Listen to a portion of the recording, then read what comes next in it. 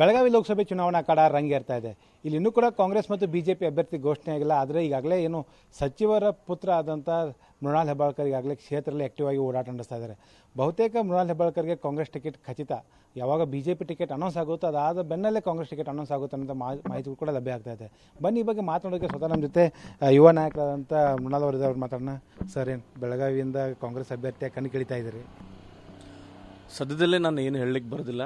ಆದರೆ ಪ್ರಯತ್ನ ಅಂತರೂ ನಮ್ಮೆಲ್ಲರದು ಒಂದು ಪರಿಶ್ರಮ ಮತ್ತು ಪ್ರಯತ್ನ ನಾವು ಮಾಡ್ತಾ ಇದ್ದೀವಿ.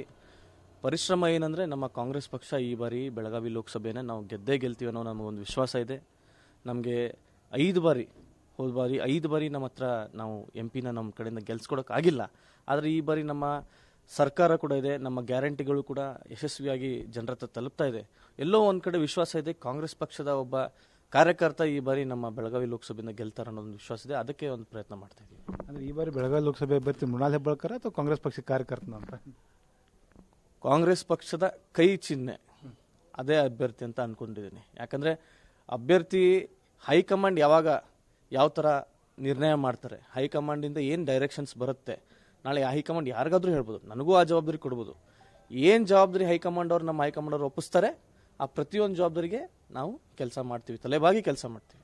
ಈಗಾಗಲೇ ದೇವಸ್ಥಾನಗಳು ಹೋಗ್ತಾ ಇದ್ರಿ, ಮಠಗಳಿಗೆ ವಿಸಿಟ್ ಕೊಡ್ತಾ ಇದ್ರಿ, ಬೆಳಗಾವಿ ಲೋಕಸಭೆ ಎಲ್ಲ ಕಡೆ ಕೂಡ ಆಕ್ಟಿವ್ ಆಗಿ ಓಡಾಟ ಮಾಡ್ತಾ ಇದ್ರಿ. ಏನು ಹೇಳ್ತಾ ಇದ್ದಾರೆ? ಸೋಷಿಯಲ್ ಮೀಡಿಯಾದಲ್ಲಂತೂ ಬದಲಾವಣೆ ಅನಿವಾರ್ಯ ಅನ್ನೋಂಥ ಪೋಸ್ಟ್ಗಳು ಹಾಕ್ತಾ ಇದ್ದಾರೆ ನಿಮ್ಮ ಫೋಟೋ ಜೊತೆ. ಶತಪ್ರಯತ್ನ ನಮ್ಮದು. ನಮ್ಮ ಶತಪ್ರಯತ್ನ ಏನಂದರೆ, ನಮಗೆ ಬರೀ ಒಂದು ಒಳ್ಳೆಯ ಅವಕಾಶ ಇದೆ ಅಂತ ನಾನು ಮೊದಲೇ ಹೇಳಿದ್ದೆ ನಿಮಗೆ. ದೇವಸ್ಥಾನಗಳಿಗೆ, ಮಠಮಾನ್ಯಗಳಿಗೆ ನಾವು ಸದಾಕಾಲದಿಂದ ಒಂದು 10-15 ವರ್ಷದಿಂದ ನಾವು ಹೋಗ್ತಾನೆ ಇರ್ತೀವಿ. ಈ ಬಾರಿ ವಿಶೇಷ ಅಂತ ಏನು ನಾನು ಹೇಳಲಿಕ್ಕೆ ಬಯಸೋದಿಲ್ಲ. ಆದರೆ 2014ರಲ್ಲಿ ನಮ್ಮ ತಾಯಿಯವರು ಬಹಳ ಕಡಿಮೆ ಅಂತರದಿಂದ ಈ ಕ್ಷೇತ್ರದಿಂದ ಸೋತಿದ್ರು. ಅದೇ ಒಂದು ಸಂದರ್ಭದಲ್ಲಿ ಸುಮಾರು ಜನ ನಮ್ಮ ಸಂಪರ್ಕಕ್ಕೆ ಬಂದಿದ್ರು. ಇಡೀ ಬೆಳಗಾವಿ ಲೋಕಸಭೆಯ ಏನು ವಾತಾವರಣ ಇವಾಗ ನೋಡ್ತಾ ಇದ್ದೀರಾ, ಪ್ರತಿಯೊಂದು ಕಡೆ ಕಾರ್ಯಕರ್ತರು, ನಮ್ಮ ನಾಯಕರು, ನೀವು ಒಂದು ಸ್ವಲ್ಪ ಬಂದು ಹೋಗಬೇಕು ಅಂತ ಹೇಳಿ ನಮ್ಮನ್ನು ಕರೆದಾಗ ಭಾಳ ಪ್ರೀತಿಯಿಂದ ಕರೀತಾರೆ. ಅವ್ರ ಹತ್ರ ಹೋಗಿ ಭೇಟಿಯಾಗಿ ಪ್ರತಿಯೊಂದು ದೇವಸ್ಥಾನಗಳಿಗೆ, ಮಠಮಾನ್ಯಗಳಿಗೆ ಹೋಗಿ ಬರ್ತಾ ಇರ್ತೀವಿ. ಬಟ್ ಅದರಲ್ಲಿ ನಾನು ವಿಶೇಷ ಅಂತ ಹೇಳಲಿಕ್ಕೆ ಬಯಸ್ತಿಲ್ಲ. ಇನ್ನೂ ಹೈಕಮಾಂಡ್ ವತಿಯಿಂದ ಏನು ಡಿಸಿಷನ್ ಬರುತ್ತೆ ಅಲ್ಲಿವರೆಗೂ ನಾನು ಕಾಯ್ತಾ ಇರ್ತೀನಿ. ಬೆಳಗಾವಿ ಲೋಕಸಭೆಯಿಂದ ಬಿಜೆಪಿ ಭದ್ರಕೋಟೆ ಅಂತ ಹೇಳ್ತಾರೆ. ಇಲ್ಲಿ ಬೆಳಗಾವಿ ಲೋಕಸಭೆಯಲ್ಲಿ ಈಗ ಅಂಗಡಿ ಕುಟುಂಬಕ್ಕೆ ಟಿಕೆಟ್ ತಪ್ಪಿ ಜಗದೀಶ್ ಶೆಟ್ಟರ್ ಅವ್ರ ಹೆಸರು ಕೇಳಿ ಬರ್ತದೆ. ಮಾಜಿ ಮುಖ್ಯಮಂತ್ರಿಗಳು ಬಿಜೆಪಿ ಅಭ್ಯರ್ಥಿ ಕಣಕ್ಕಿಳಿತಾರೆ ಅನ್ನೋಂಥ ಚರ್ಚೆ. ಸೊ ಅವ್ರು ಒಂದು ವೇಳೆ ಆ ಕಡೆ ಕೇಳಿದ್ರೆ ಕಾಂಗ್ರೆಸ್ಗೆ ಯಾವ ರೀತಿ ಅಂತ? ಅವರು ಹಿರಿಯರು, ಮಾಜಿ ಮುಖ್ಯಮಂತ್ರಿಗಳು ರಾಜ್ಯದ. ಆದರೆ ಇನ್ನು ಅವ್ರ ಪಕ್ಷದಿಂದ ಯಾವುದೂ ಕೂಡ ಅಧಿಕೃತವಾಗಿ ಏನೂ ಘೋಷಣೆ ಆಗಿಲ್ಲ. ಇನ್ನು ಘೋಷಣೆ ಆಗೋವರೆಗೂ ನಾವು ಕೂಡ ಏನು ಹೇಳಲಿಕ್ಕೆ ಬರೋದಿಲ್ಲ. ಸೊ ಅವ್ರ ಪಕ್ಷದ ವಿಷಯ ಅದು ಅವರ ವರಿಷ್ಠರಿಗೆ, ಅವರ ಕಾರ್ಯಕರ್ತರಿಗೆ ಬಿಟ್ಟಂಥ ವಿಷಯ. ಏನೇ ನಮ್ಮ ಪಕ್ಷದ ಸಂಬಂಧ ಆದಂಥ ವಿಷಯಗಳನ್ನು ನಾವು ಹೇಳಲಿಕ್ಕೆ ಬಯಸ್ಬೋದು. ಈ ಬಾರಿ ಚುನಾವಣೆ ಅಭಿವೃದ್ಧಿಗಾಗಿ ಅಂತ ಆ ಒಂದು ಆಧಾರದ ಮೇಲೆ ಚುನಾವಣೆ ನಡೆಯುತ್ತೆ.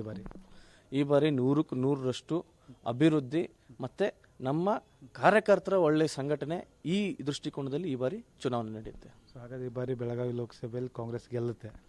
100ಕ್ಕೆ 100ರಷ್ಟು ಹಾಗೂ ನಮ್ಮ ಎಲ್ಲ ನಾಯಕರು, ನಮ್ಮ ಕಾರ್ಯಕರ್ತರು, ನಮ್ಮ ಜಿಲ್ಲೆಯ ಎಲ್ಲ ಮುಖಂಡರು, ರಾಜ್ಯದ ಮುಖಂಡರು, ನಾವು ಕಾಂಗ್ರೆಸ್ ಪಕ್ಷಕ್ಕೆ ಬೆಳಗಾವಿ ಲೋಕಸಭೆಯನ್ನು ನಾವು ಗೆದ್ದೇ ಗೆಲ್ತೀವಿ ಅಂತ ಹೇಳಿ ವಿಶ್ವಾಸಪಡಿಸ್ತೀನಿ. ಇವಿಷ್ಟು ಏನಂದರೆ ಕಾಂಗ್ರೆಸ್ನ ಯುವ ಮುಖಂಡ ಮೃಣಾಲ್ ಹೆಬ್ಬಾಳ್ಕರ್ ಹೇಳುವಂಥ ಮಾತು. ಕ್ಯಾಮ್ರಾಮನ್ ರವಿ ಜೊತೆ ಶ್ರೀಧರ್ ಕೊಟ್ಟಾರ್ಗಸ್ತಿ, TV5 ಬೆಳಗಾವಿ.